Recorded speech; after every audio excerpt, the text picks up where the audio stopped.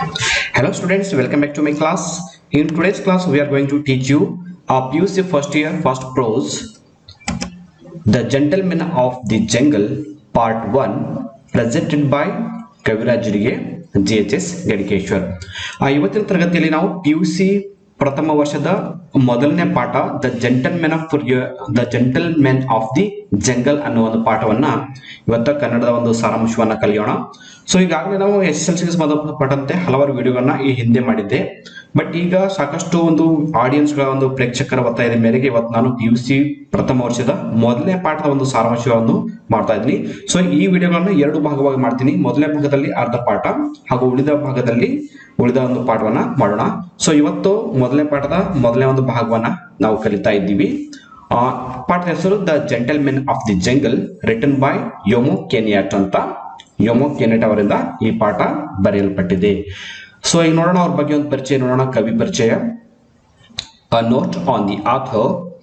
Jomo Kenyatta 1893-1978 was an African political leader, first president of Kenya. So ಈ ಯೋಮೋ ಕೆನ್ಯಾಟ್ ಅವರು Africa ದೇಶದ ಒಬ್ಬ ರಾಜಕೀಯ ಧುರೀಣರಾಗಿದ್ರು, ಜೊತೆಗೆ ಕೆನ್ಯಾ ದೇಶದ ಪ್ರೆಸಿಡೆಂಟ್ ಕೂಡ ಅವರು ಆಗಿ ಸೇವೆ ಸಲ್ಲಿಸಿದ್ರು. Kikuyu he was one of the earliest and best known African nationalist leader. ಇವರು ಕೆನ್ಯಾದಾಗಿರ್ತಕ್ಕಂಥ ಒಂದು ಕಿಕಿಯು ಜನಾಂಗದ ಒಂದು ಪ್ರತಿನಿಧಿಯಾಗಿದ್ದರು, ಜೊತೆಗೆ ರಾಷ್ಟ್ರೀಯ ಹೋರಾಟಗಾರರು ಕೂಡ ಆಗಿದ್ರು. As secretariat of his tribal association 1928, he campaigned for land reform and African political rights.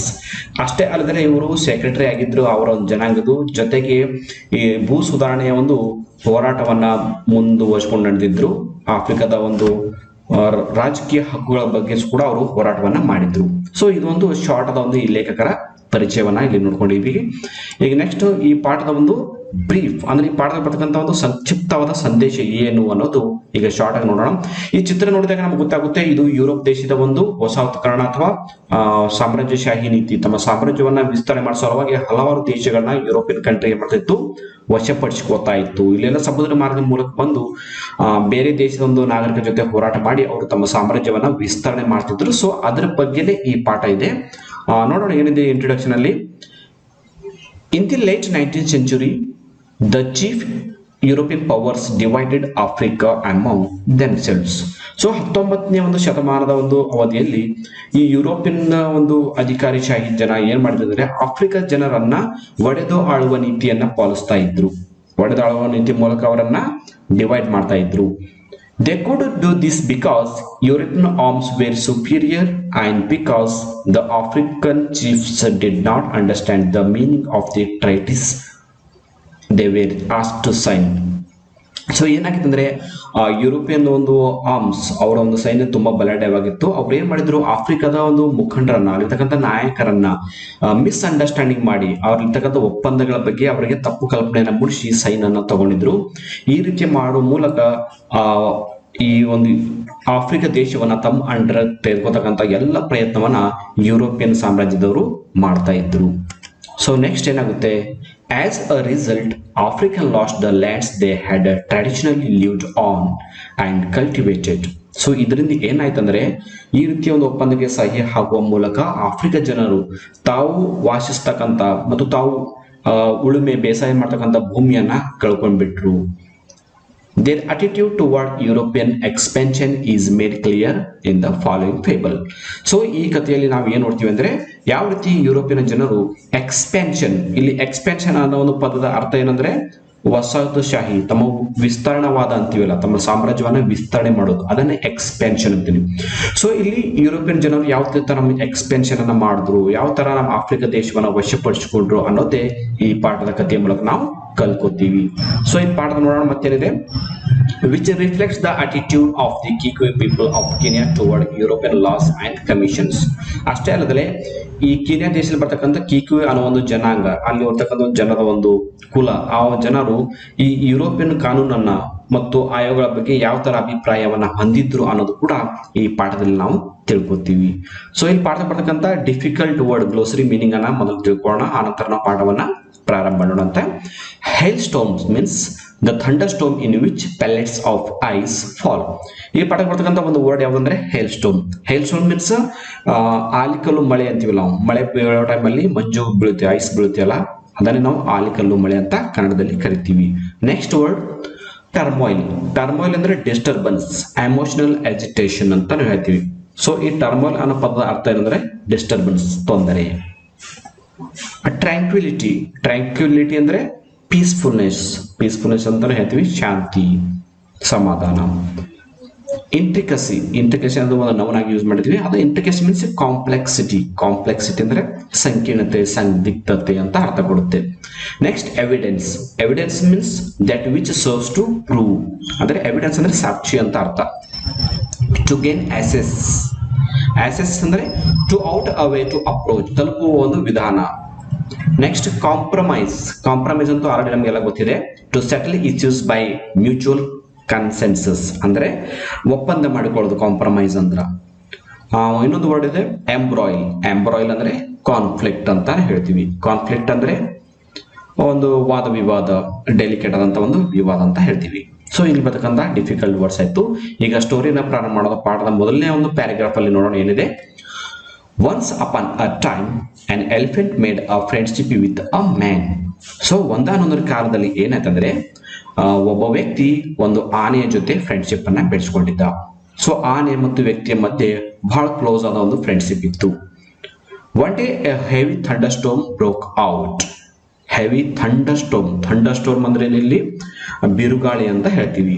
So ಒಂದ್ ದಿವಸ ಭಯಂಕರವಾದ ಬಿರುಗಾಳಿ ಬೀಳ್ತು.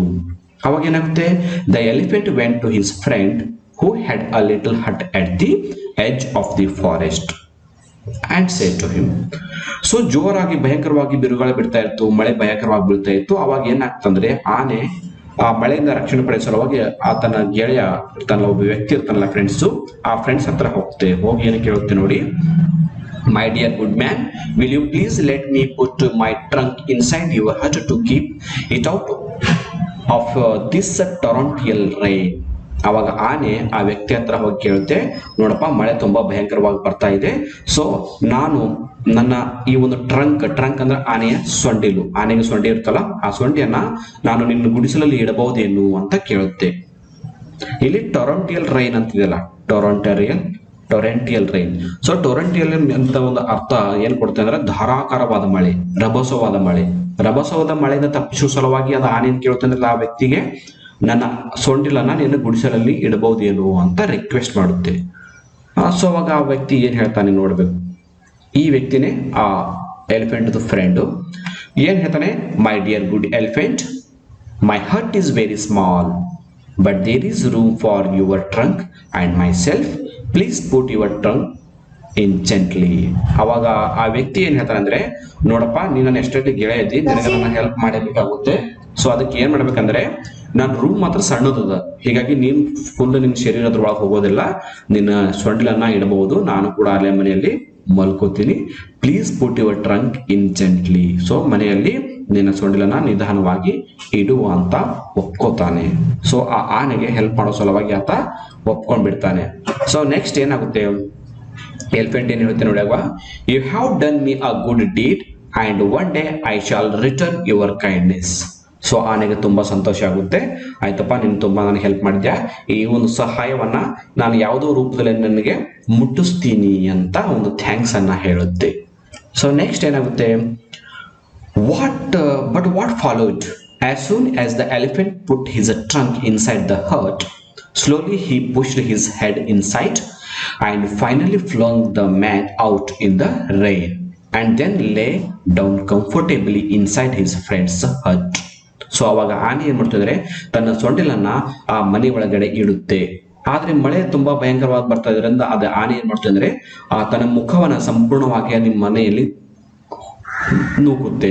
ಅಷ್ಟೇ ಅಲ್ಲದೆ ಕಂಪ್ಲೀಟ್ ಆಗಿ ತನ್ನ ಇಡೀ ಶರೀರವನ್ನೇ ಕೂಡ ಆ ಗುಡಿಸಲಲ್ಲಿ ಸೇರಿಸಿ ಏನ್ ಹೇಳ್ತೆ ಅಂದ್ರೆ, my dear good friend, your skin is harder than mine and as there is not enough room for both of us, you can afford to remain in the rain while I am protecting my delicate skin from the hailstorm. ಅವಾಗ ಆನೆ ಏನ್ ಹೇಳ್ತೆ, ಆ ವ್ಯಕ್ತಿ ಒಳಗೆ ತನ್ನ ಫ್ರೆಂಡ್ಗೆ ಏನ್ ಹೇಳ್ತೆ, ನೋಡಪ್ಪ ನನಗೆ ಇಲ್ಲಿ ಹೊರಗಡೆ ಜಾಗ ಸಾಲ್ತಾ ಇಲ್ಲ, ಹೀಗಾಗಿ ಮಳೆಯಿಂದ ನಾನು ತಪ್ಪಿಸುವ ಸಲುವಾಗಿ ಈ ಮನೆಯಲ್ಲೇ ಒಳಗೆ ಹೋಗಿದ್ದೀನಿ, ನೀನು ಮಾತ್ರ ಹೊರಗೆ ಹೋಗು, ನೀನು ಮಳೆಯಲ್ಲೇ ನಿಂತ್ಕೋ, ನಾನು ಮಾತ್ರ ನನ್ನ ಗುಡಿಸಲಲ್ಲಿ ಇರ್ತೀನಿ. ಯಾಕಂದ್ರೆ ನನ್ನ ಸ್ಕಿನ್ನು ಅಂದ್ರೆ ಎಲಿಫೆಂಟ್ ಹೇಳ್ತಾ ಇದೆ, ನನ್ನ ಸ್ಕಿನ್ ತುಂಬಾ ಸೆನ್ಸಿಟಿವ್ ಇದೆ, ತುಂಬಾ ಸೂಕ್ಷ್ಮವಾಗಿದೆ, ನಿನ್ನ ಸ್ಕಿನ್ ತುಂಬಾ ಹಾರ್ಡ್ ಆಗಿದೆ, ನೀನು ಮಳೆಯಲ್ಲಿ ನಿಂತರೆ ನಿನಗೆ ಏನಾಗೋದಿಲ್ಲ, ಬಟ್ ನಾನು ಮಳೆಯಲ್ಲಿ ನಿಂದ್ರಕ್ಕೆ ಆಗೋದಿಲ್ಲ, ನೀನು ಹೊರಗೆ ಹೋಗುವಂತ ವ್ಯಕ್ತಿಯನ್ನ ಹೊರಗಡೆ ತಳ್ಳಿ ಆ ಮನೆಯಲ್ಲಿ ಸಂಪೂರ್ಣವಾಗಿ ಆಕ್ರಮಿಸಿಕೊಳ್ಳಿಸುತ್ತೆ ಆನೆ.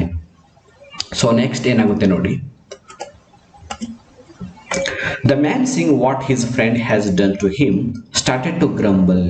ಸೊ ಆನೆ ಈ ತರ ಮಾಡಿದ ನೋಡಿ ಅವನಿಗೆ ತುಂಬಾ ಮನಸ್ಸಿಗೆ ನೋವಾಗುತ್ತೆ. ತನ್ನ ಅಸಮಾಧಾನ, ಗ್ರಂಬಲ್ ಅಂದ್ರೆ ಏನಿಲ್ಲಿ ಅಸಮಾಧಾನವನ್ನ ಗೊಣುಕ್ತಾನೆ, ಅಸಮಾಧಾನವನ್ನ ಹೊರ ಹಾಕ್ತಾನೆ. ಏನ್ ಹೇಳ್ತಾನೆ? The animals in the nearby forest heard the noise and came to see what was the matter. So ಆನೆ ಮತ್ತು ಆ ವ್ಯಕ್ತಿ ಮಧ್ಯೆ ವಾದ ವಿವಾದ ಆಗ್ತಾ ಇರುತ್ತೆ. ಅವಾಗ ಆ ಒಂದು ಗದ್ದಲ, ಆ ಒಂದು ಜಗಳ ಕೇಳ್ಕೊಂಡು ಆ ಕಾಡಿನಲ್ಲಿರ್ತಕ್ಕಂಥ ಎಲ್ಲ ಪ್ರಾಣಿಗಳು ಬಂದು ನಿಲ್ಲುತ್ತೆ.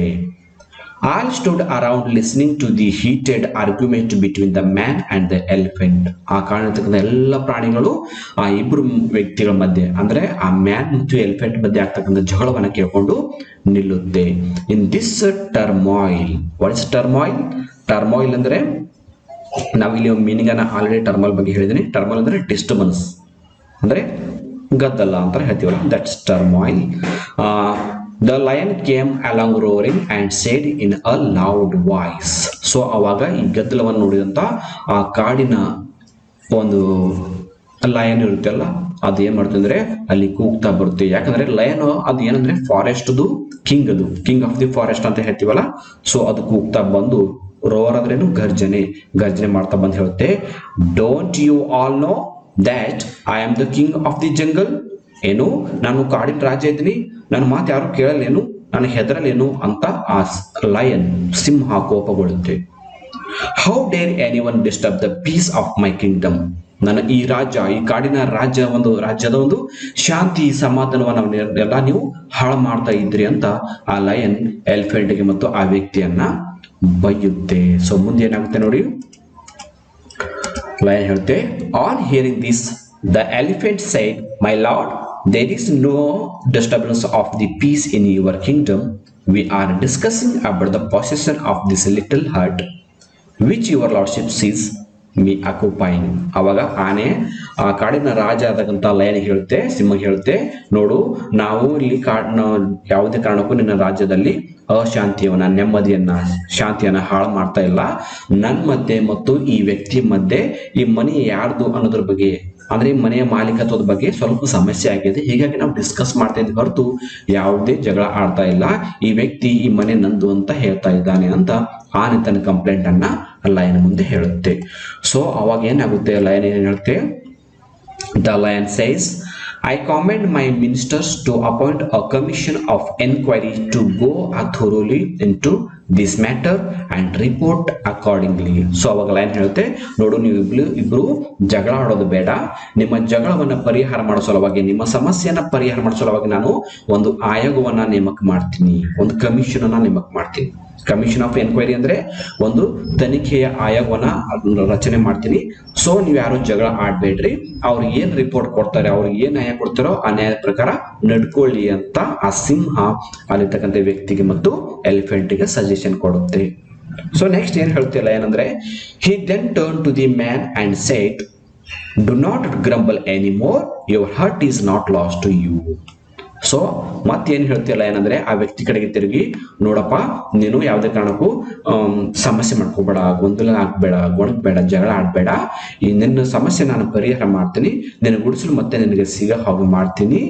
Wait until the setting of my purse imperial commission. ನನ್ನ ಆಯೋಗ ಒಂದು ನಿರ್ಣಯ ತೆಗೆದುಕೊಳ್ಳೋವರೆಗೆ ಸ್ವಲ್ಪ ಸಮಾಧಾನದಿಂದ ಇರಬೇಕು.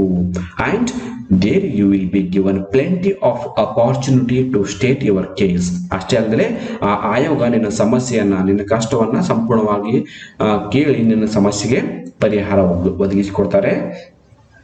I am sure that you will be pleased with the findings of the commission. So ಈ ಆಯೋಗ ರಚನೆ ಮಾಡೋವರೆಗೂ, ಅವರ ನಿರ್ಣಯ ಕೊಡೋವರೆಗೂ ಯಾವುದೇ ಕಾರಣಕ್ಕೂ ನೀನು ಜಗಳ ಆಡಬಾರ್ದು ಅಂತ ವ್ಯಕ್ತಿಯನ್ನ ಸಿಂಹ ಹೇಳುತ್ತೆ.